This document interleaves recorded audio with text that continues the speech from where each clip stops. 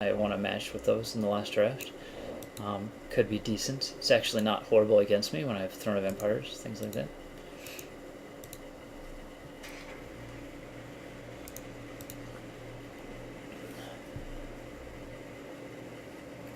We're probably not playing Crumbling Colossus here.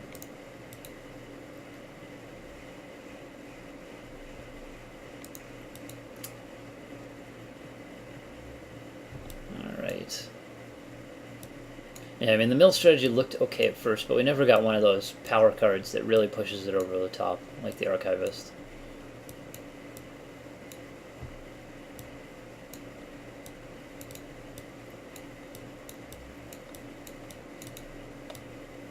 Alright. Just looking at my other options here. I don't think I'm going to end up running Tutor. Tutor's a strong card when you have things like Vengeance and Pharaoh, but it's also a slow card. Like, I have other things that I want to be doing in those early turns, and God, it is debatable though. Like, our Tutor, like, I mean, Vengeance late game, like, your whole win or lose could be riding on just drawing this card, and Tutor can really get that to you, and it doesn't really matter if you're a turn behind because of the massive life gain that it gives you. That being said, though, I generally don't like seeing Tutor in my opening hand. I'm thinking something like this is just going to be a little bit stronger. Like, we only have 12 creatures, so we're a little light on the creatures. I normally like to have 13, 14, but we do have a Throne of Empires, which counts as creatures in a way. And we do have things like Reassembling Skeleton. I think it is worth playing the Unsummoned just based on the fact that so we kind of got a decent amount of removal at the very end of that pack with Winged Flesh, Sorens, and Consumed Spirit, and the Vengeful Pharaoh.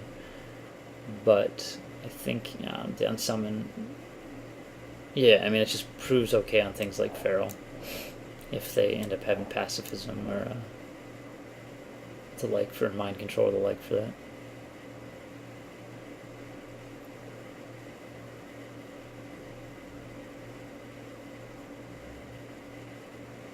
I really wish this guy was Tormented Soul now, but as I said earlier, I probably wouldn't be getting the Scepter back if that was.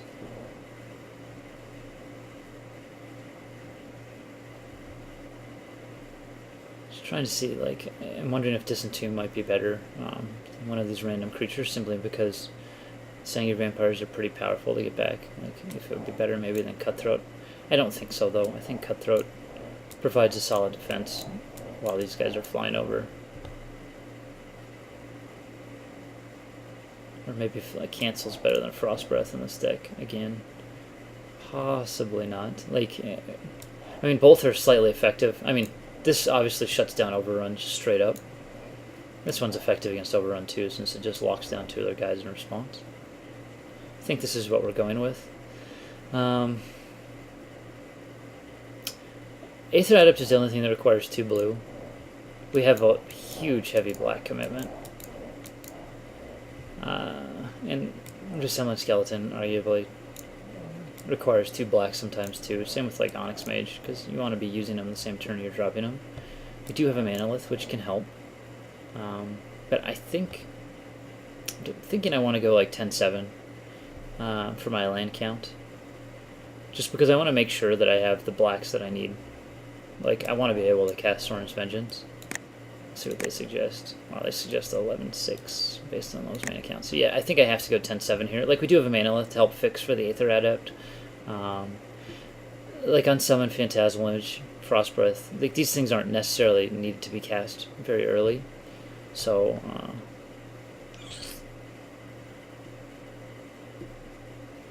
Aether Adept's the only thing that's really hot in like turn 3 or turn 4. But hopefully it's not going to come to that. Playing this type of mana base, I think it's more important to have larger Consumed Spirits. Make sure we get out Pharaoh if we need to actually cast Pharaoh, Vengeance, etc. Alright, and I'll see you for game 1.